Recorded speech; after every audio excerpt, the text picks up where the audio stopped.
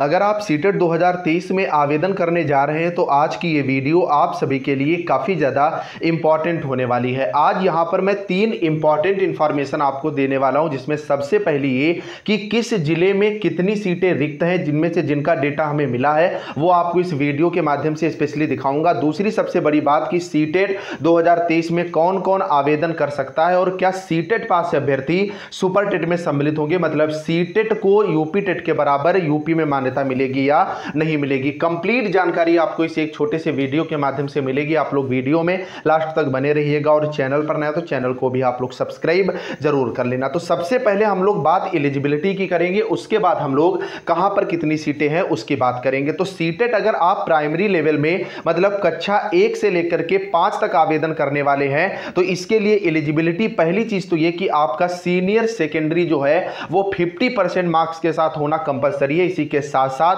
आपका 2 साल का जो है एलिमेंट्री एजुकेशन में डिप्लोमा होना आवश्यक है। वहीं अगर आपका सीनियर सेकेंडरी के साथ साथ 45% मार्क्स हैं, आप पास हो चुके हैं या फाइनल ईयर में अपीयरिंग है, लेकिन एक शर्त इन्होंने दे दी है कि एनसीटी 2002 के तहत अगर आपने एलिमेंट्री एजुकेशन में डिप्लोमा किया है तो आप इसके लिए एलिजिबल हो सकते हैं। बाकी अगर आपके सीनियर सेकेंडरी में 50% मार्क्स हैं और आपने बीएलएड मतलब बैचलर ऑफ एलिमेंट्री एजुकेशन जो कि 4 साल का होता है ये कर रखा है तो भी आप इसके लिए पूरी तरह से एलिजिबल हैं। इसी के साथ साथ अगर आपने सीनियर सेकेंडरी जो है 50% मार्क्स के साथ साथ इसके साथ आप जो है पास हो चुके हैं या अपीयर हैं फाइनल ईयर में 2 साल के डिप्लोमा इन एजुकेशन जो आपका स्पेशल एजुकेशन होता है उसके तहत तो भी आप इसके लिए जो है पूरी तरह से एलिजिबल हैं। 5वें नंबर पर यहां पर जो एलिजिबिलिटी दी गई है वो स्पेशली बीएड छात्रों के लिए दी गई है। इसमें इन्होंने स्पष्ट किया है bachelor degree graduation with at least 50% marks and passed और appearing in final year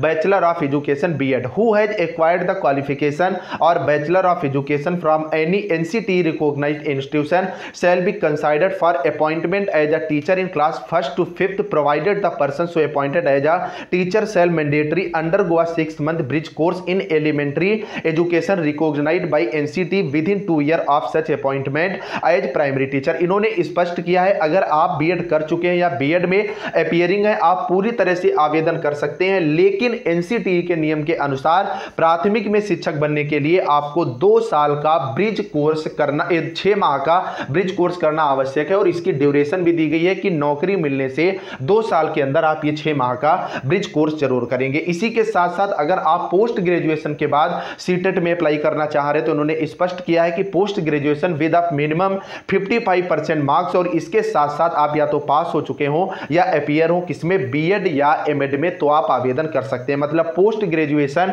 50% 55% marks के साथ साथ इसके साथ साथ आपके पास बीएड और एमएड की डिग्री होना आवश्यक है। नेक्स्ट अगर आप सीटेट जूनियर लेवल के लिए अप्लाई कर रहे हैं मतलब क्लास 6 to 8th अप्लाई कर रहे हैं, स्पेशली जो आपकी केंद्र की वैकेंसी आती है जैसे केवीएस की वैकेंसी है, इसमें जो टीजीटी की थी और DSSB में भी पूरी उम्मीद है जो टीजीटी की वैकेंसी आएंगी, इनमें आपका सीटेट पेपर पास होना आवश्यक है। और एक बात आप लोग जरूर ध्यान रखिएगा कि अगर आप पास भी कर चुके हैं, जैसे बहुत से स्टूडेंट हैं जिन्होंने सीटेट पेपर फर्स्ट पास कर लिया केवल सेकंड में फेल है तो उनका कहना है केवल सेकंड डालेंगे, भैया कोई फायदा नहीं है, आप दोनों डाल दीजिएगा। अगर आप जनरल ओबीसी से हैं तो दोनों पेपर की फीस जो है आपकी 1200 पड़ेगी और एक पेपर की फीस 1000 पड़ेगी, 200 रुपए का महज अंतर है। और इसलिए आप 1 से 5 की तैयारी जरूर करें क्योंकि आने वाले समय में आपका सुपर टेट जो है वो बहुत जल्द आने वाला है। अब आप देखिएगा सीनियर लेवल में एजुकेशन क्वालिफिकेशन इन्होंने क्या दी है। तो पहली चीज तो वही कि आपके पास बैचलर डिग्री होनी चाहिए, चाहे आप पास हो चुके हो या लास्ट ईयर में अपीयर हो, और 2 साल का आपके पास एलिमेंट्री एजुकेशन में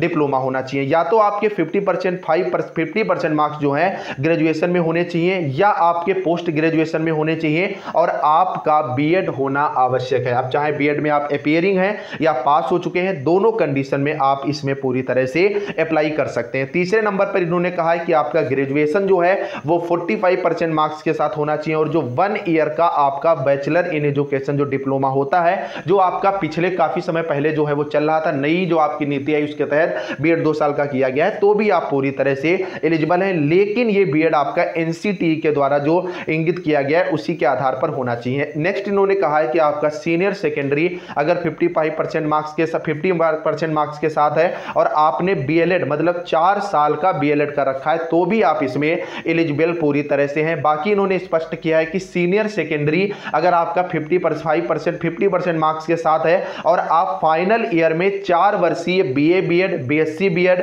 बीए बीएड या बीएससी बीएड में एलिजिबल है तो आप पूरी तरह से इसमें अप्लाई कर सकते हैं। मतलब यहां पर जो बीए बीएड वाले अभ्यर्थी हैं या जो आपके बीएससी बीएड वाले अभ्यर्थी हैं वो भी यहां पर सीटेट में अप्लाई कर सकेंगे, क्योंकि आप में से कुछ लोगों ने मेरे को कमेंट किया था, तो अब आप कमेंट मत करिएगा, अच्छे से बात को समझ लीजिएगा। बाकी ग्रेजुएशन आपका 50% मार्क्स के साथ है और अगर आपका 1 साल का भी बीएड है जो कि स्पेशल एजुकेशन के साथ होता है तो भी आप जो है यहां पर अप्लाई कर सकते हैं, क्योंकि पिछली बार लास्ट में 1-2 दिन का समय इनके लिए दिया गया था। बाकी इन्होंने स्पष्ट किया है कि एनी कैंडिडेट है qualified BEd programme recognised by NCTE is eligible to appear in TET CTET moreover as per the existing TET guidelines circulated by NCT letter dated 11 Feb 2011 a person who is pursuing any of the teacher education course recognized by the NCT or the RCI as the case may be specified in the NCT notification dated 23rd August 2010 is also qualified to appear in the TET CTET. कहने का मतलब ये कि जो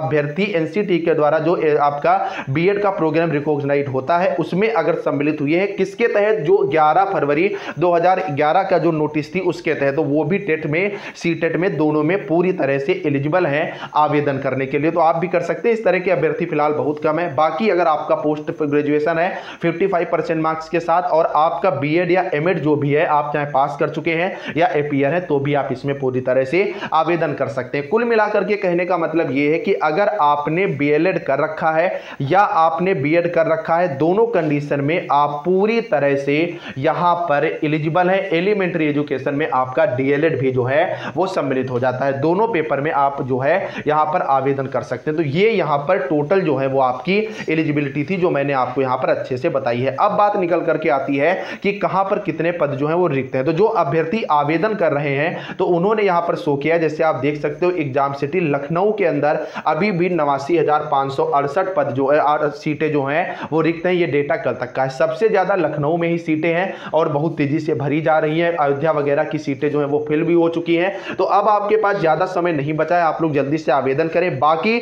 जब आप आवेदन कर रहे हैं तो कमेंट में जरूर बताइएगा वीडियो में कि आपके यहां अभी तक कितनी सीटें बची हैं, जिससे आपके भाई लोगों को भी इसकी जो है वो जानकारी मिल सके। अब नेक्स्ट बात निकल करके आती है, क्या सीटेट पास अभ्यर्थी सुपर टेट के लिए एलिजिबल होंगे? तो 100% एलिजिबल होंगे। पिछली बार भी सीटेट क्वालिफाइड अभ्यर्थियों को लिया गया था। मतलब टेट से पहले आपके पास एक गोल्डन अपॉर्चुनिटी है जो कि सीटेट के नाम से आपको देखने को मिल रही है। दिसंबर में जो अभ्यर्थी किसी कारणवश फेल हो गए थे या पास नहीं हो पाए थे तो उनके लिए एक मौका है, आप लोग आवेदन जरूर करिएगा। बाकी कोई भी डाउट हो कमेंट करके पूछना, चैनल आपको समय पर जवाब देगा। चलिए फ्रेंड्स, मिलते हैं नेक्स्ट अपडेट के साथ, तब तक के लिए बाय बाय।